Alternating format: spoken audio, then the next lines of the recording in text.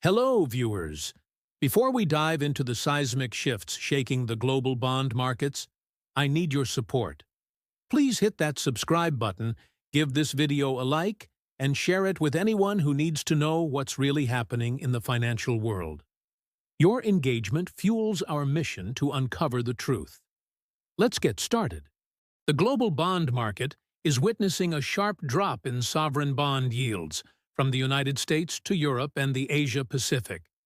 This might look like a cheer for central bank rate cuts or economic optimism, but it's far from that. It's a market bracing for turbulence. U.S. 10-year Treasury. Yield down 2.3 basis points to 4.12% per Bloomberg. German 10-year Bund yield fell 3.4 basis points to 2.43% per Reuters. UK 30-year gilt yield dropped 5.3 basis points to 5.16% per Financial Times. Japanese 10-year JGB yield slid 2.8 basis points to 0.89% per Nikkei. These declines, especially in longer-dated bonds, signal capital rushing to safe haven assets. This isn't about growth. It's about fear of currency volatility, fractured liquidity, and geopolitical tensions. The VIX Volatility Index jumped 4% this week, confirming market unease. Let's examine the yield drops further. Markets aren't celebrating. They're sounding an alarm. U.S. 30-year Treasury yield down 4.7 basis points to 4.38% per Yahoo Finance. Swiss 30-year yield plummeted 5.7 basis points to 0.03% per SIX Swiss Exchange. Canadian 10-year yield fell 3.1 basis points to 3.622% per Bank of Canada. Australian 10-year yield dropped 4.2 basis points to 4.21% per Reserve Bank of Australia.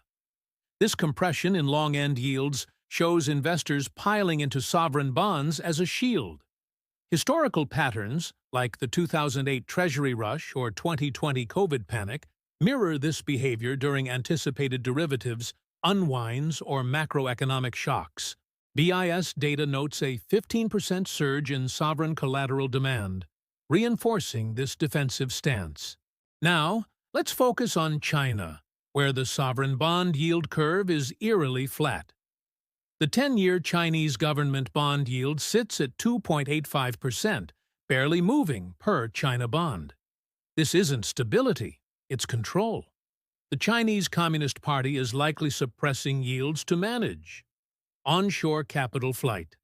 Outbound investment quotas were cut by 20% in Q1 2025 per PBOC. Yuan devaluation fears. Goldman Sachs estimates a 70% chance of a 5 to 10% yuan devaluation by mid-2026 to ease domestic debt, now at 300% of GDP. A devaluation could ripple globally, hitting commodity prices and trade. For example, a 10% yuan drop could cut Australia's iron ore exports by 8% per Macquarie Group. The U.S. is ready to pounce. We're halfway through, and the stakes are high. If you're finding this analysis eye-opening, please subscribe to our channel, like this video, and share it with your network. Your support helps us keep delivering these critical insights. Let's keep going. If China devalues the yuan, the U.S. won't stand by. It's poised to escalate. Currency manipulation charges. The U.S. Treasury's April 2025 5-4X report flags China as a currency to watch. Trade restrictions. Tariffs on Chinese goods could hit 40%. Per White House leaks in the Wall Street Journal. Capital and tech controls. CFIUS blocked $2.3 billion in Chinese deals in 2024 per U.S. Commerce. Treasury rally. A yuan devaluation could drive $500 billion into U.S. Treasuries per J.P. Morgan. This is a strategic play to attract capital while framing China as the aggressor. The U.S. dollar index, DXY, rose 3% in April 2025, reflecting this shift. Emerging markets are feeling the heat as capital flees riskier assets.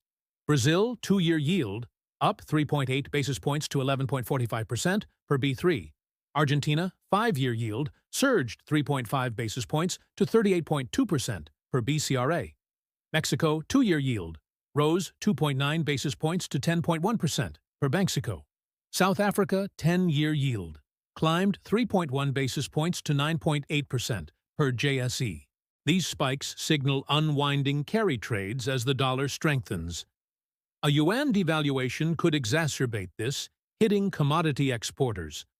Goldman Sachs predicts a 12% Brent crude price drop if Chinese demand weakens, crushing oil-dependent EMs like Nigeria. In Europe, collapsing yields aren't about ECB easing or growth, they're about survival. French 10-year OAT yield down 3.6 basis points to 2.89% per Euronext. Italian 10-year BTP yield fell 4.1 basis points to 3.75% per Borsa Italiana.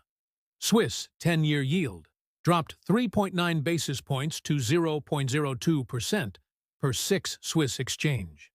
Capital is flooding into sovereign bonds to shield against yuan fallout. A devaluation could disrupt $200 billion in Eurozone exports per Eurostat. Liquidity squeezes. ECB data shows 10% higher repo market stress since March 2025. Geopolitical risks. NATO's Baltic patrols and Gulf energy concerns add tail risks, per Reuters. Europe's markets are fortifying, not flourishing. The bond market isn't betting on rate cuts or cooling inflation. It's about capital flows shifting toward safety. Investors are using long-dated bonds as a shield against forex volatility. USD CNH implied volatility hit 8.5%, a 6-month high, per CME Group. U.S. policy shifts. Tariffs could shave 0.5% off global GDP, per IMF. Central bank interventions. Fed swap lines with Asia-Pacific banks rose 15% in Q1 2025. Collateral scarcity. Treasury futures open interest surged 20% per CFTC. This is a market preparing for impact. The bond market isn't front-running central bank moves. It's positioning for a crisis response. Watch for currency spikes. A 5% USD CNH move could signal devaluation, per Barclays. U.S. policy escalation. Tariffs could follow a Chinese currency move within 90 days, per Bloomberg. Liquidity interventions. BIS may expand dollar swap facilities if EM currencies tank. Treasury demand. Long-dated Treasury ETF inflows hit $10 billion in April 2025, per BlackRock. The next move will be event-driven, not scheduled.